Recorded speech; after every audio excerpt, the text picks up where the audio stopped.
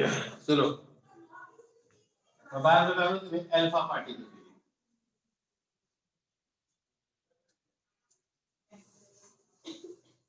Alpha particle को represent करते हैं ऐसे। अल्फा पार्टिकल एक्चुअली क्या है? हीलियम का न्यूक्लियस है, हीलियम न्यूक्लियस,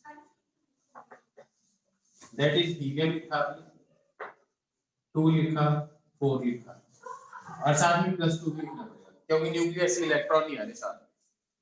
ठीक है, इसके अंदर नंबर ऑफ प्रोटॉन्स कितने हैं? प्रोटॉन नंबर कितना है? प्रोटॉन है 2 और न्यूट्रॉन कितने हैं? वो भी है 2। क्या लॉजिक समझ में आ गया? सही बात है। तो इसका जो मास नंबर है वो तो 4 है, 4 is mass number and 2 is its atomic number. ये बात समझ में आ गई? पक्का? अगर ये बात समझ में आ गई तो है क्या कि किसी भी एलिमेंट में से, न्यूक्लियस में से, मान लो ये X है, ये A है, ये Z है, इसमें से एक अगर अल्फा पार्टिकल लिख देगा Y, अल्फा पार्टिकल लिख देगा, अल्फा लिख के है तो हीलियम का न्यूक्लियस से पता है। तो इसमें से 2 तो क्या निकल गए? प्रोटॉन निकल गए, तो मास नंबर क्या हो जाएगा? Z-2 एटॉमिक नंबर, और मास नंबर क्या हो जाएगा? A-4। ये बात समझ में आ गई? जब ये बात समझ में आ गई तो अब इस प्रोसेस के अंदर कुछ ना कुछ एनर्जी भी निकली होगी, उसको बोलते हैं कि, अब मैं कहता हूं कि जो भी एनर्जी निकल रही है वो इन दोनों की काइनेटिक एनर्जी में जा रही है। अगर वो काइनेटिक एनर्जी में जा रही है तो पहले मान लीजिए रेस्ट में था, तो मोमेंटम कंजर्वेशन क्या होगा? जो मोमेंटम इसका होगा वो इसका होगा, तो इसकी काइनेटिक एनर्जी किसके बराबर होगी? काइनेटिक एनर्जी ऑफ y ये होगी p²/2 और मास क्या है इसका? A-4। ऐसे ही इसकी काइनेटिक एनर्जी क्या होगी? Kinetic energy of alpha particle p²/2 और मास कितना है इसका? 4। तो मैं काइनेटिक एनर्जी ऑफ y और kinetic energy of alpha particle का जो रेशियो, तो वो कितना आ जाएगा? 4/A-4।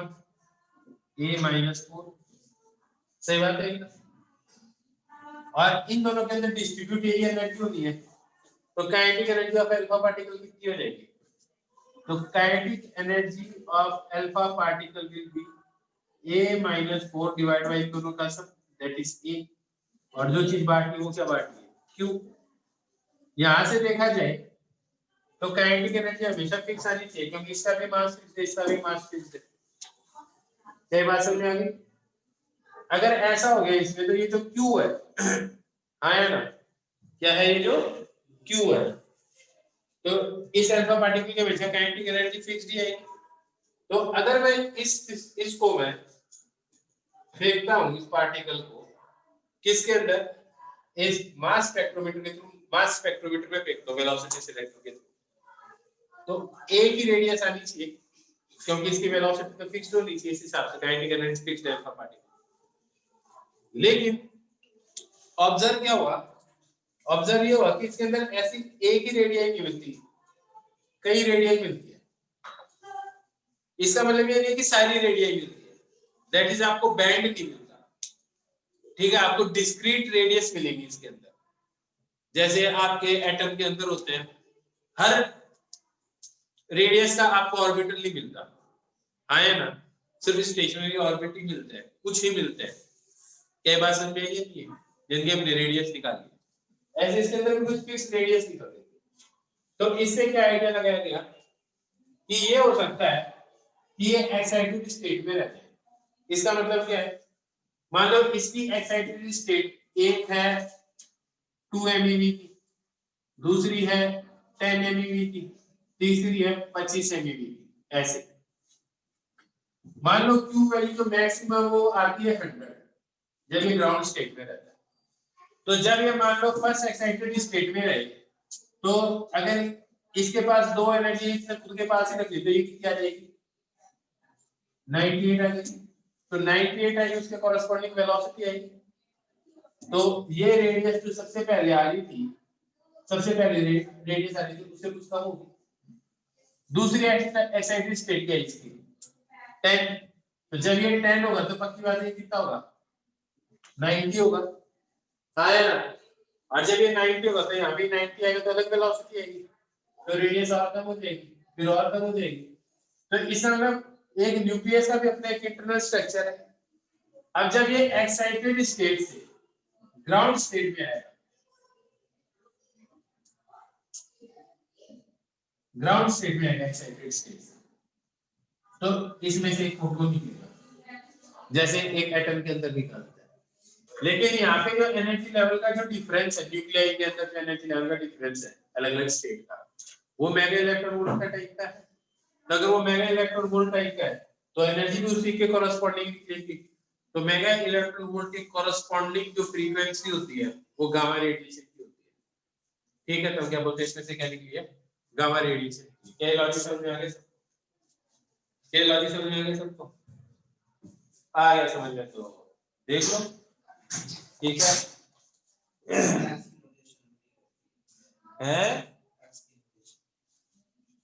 एक्स की नोटेशन दैट की जगह ये। अच्छा बिल्कुल सही बात है,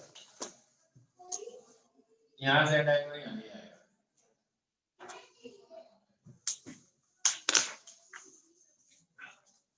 मैं एक ग्रुप के अंदर शेयर कर रहा हूँ आपको, पेज नंबर 6 देखो, पेज नंबर 6।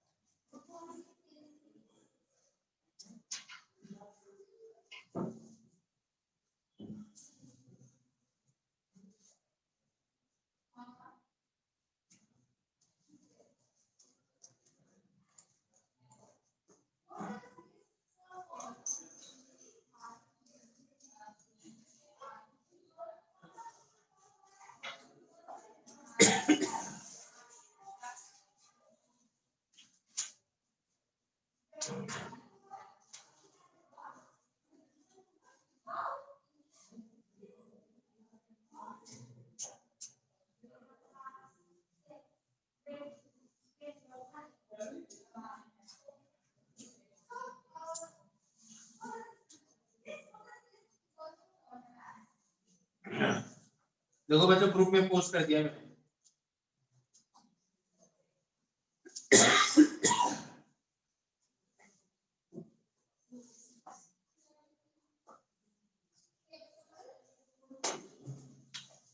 ग्रुप में पोस्ट कर दिए।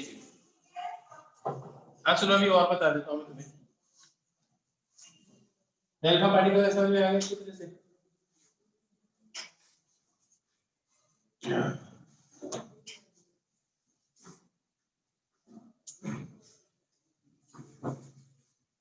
अब एक और पार्टिकल है जिसको बोलते हैं बीटा पार्टिकल। ठीक है,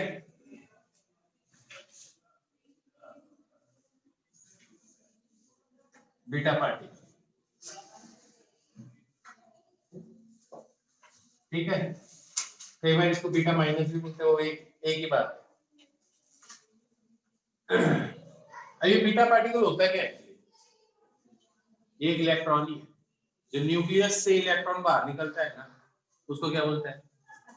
बीटा पार्टिकल बोलते हैं। हाँ, तो ये है क्या? इलेक्ट्रॉन ही। इलेक्ट्रॉन का जो मास है, चार्ज कैसा है? माइनस, और मास क्या है? तुम्हें पता ही है, 9.11 10 की पावर माइनस 31 की। अब जब तुम्हें ये पता ही है तो फिर ये भी पता होगा ये बीटा पार्टिकल क्या इलेक्ट्रॉन न्यूक्लियस के अंदर होता है क्या? न्यूक्लियस के अंदर कोई इलेक्ट्रॉन होता है क्या? कभी नहीं होता, वहां पे तो बड़ा न्यूट्रॉन प्रोटॉन ही होता है। तो इस केस में क्या होता है? जब एक न्यूट्रॉन कन्वर्ट होता है प्रोटॉन में, अब तुम्हें पता है चार्ज कंजर्वेशन से इधर नेट चार्ज क्या है? 0। तो इधर भी क्या होना चाहिए? तो साथ में एक इलेक्ट्रॉन भी। क्या बात समझी? हाँ या ना? जब भी किसी न्यूक्लियस के अंदर एक न्यूट्रॉन किस में कन्वर्ट होगा? प्रोटॉन में। साथ में क्या निकलेगा? इलेक्ट्रॉन निकलेगा। ठीक है, अब जब इलेक्ट्रॉन निकलेगा तो मान लो कोई एक्स है, जेड ए, ये वाई बनेगा, साथ में निकलेगा बीटा पार्टिकल। तो बीटा पार्टिकल के इलेक्ट्रॉन, तो एक्चुअली इसमें क्या हुआ? एक न्यूट्रॉन किस में कन्वर्ट हुआ होगा? न्यूट्रॉन किस में कन्वर्ट होगा? प्रोटॉन में। किस में कन्वर्ट हुआ होगा? प्रोटॉन में। तो जब एक न्यूट्रॉन प्रोटॉन में कन्वर्ट होगा तो एक चीज बताओ, यहाँ पे मास नंबर बढ़ना चाहिए घटना चाहिए? Mass number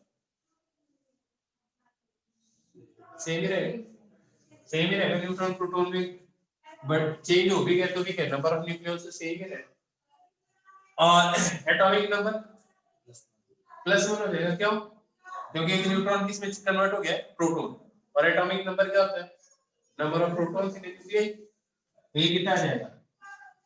Z+1। हाँ या ना?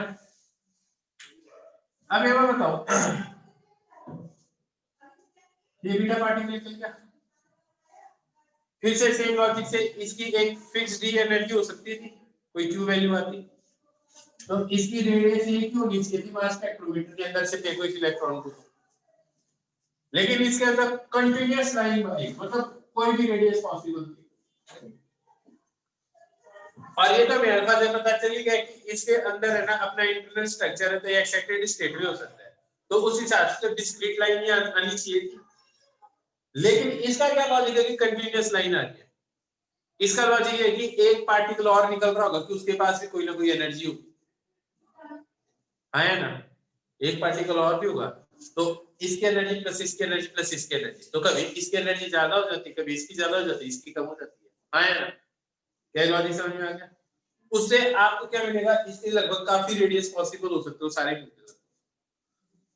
तो बाद में पता चला, ये प्रिडिक्ट पहले कर दिया था, एक्सपेरिमेंट के बाद में पता चला एक पार्टिकल निकलता है और उसको बोलते हैं एंटी न्यूक्लियस। क्या बोलते हैं? Anti nucleus. क्या बात समझ में?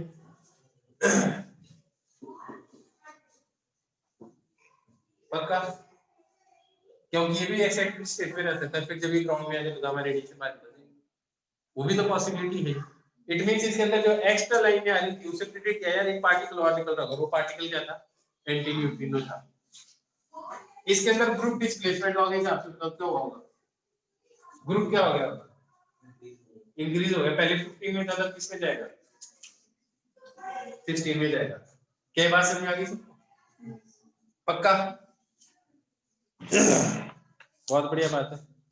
तो ऐसा beta plus DK, beta minus DK लिखा हुआ है ये शीट में, है ना? फिर तुम्हें इसकी रीडिंग लगानी है। फिर एक चीज और होती है जिसे बोलते हैं बीटा प्लस डीके। क्या बोलते हैं? Beta plus DK. मैं बीटा प्लस डीके की बात कर रहा हूं। पहले बताइए बीटा प्लस क्या होता है?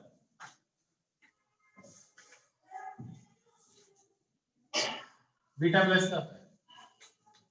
दुनिया में कोई भी पार्टिकल क्रिएट होता है ना, साथ में उसका एंटी पार्टिकल क्रिएट होता है। जब ये पार्टिकल एंटी पार्टिकल मिलते हैं वापस एनर्जी में क्रिएट होता है।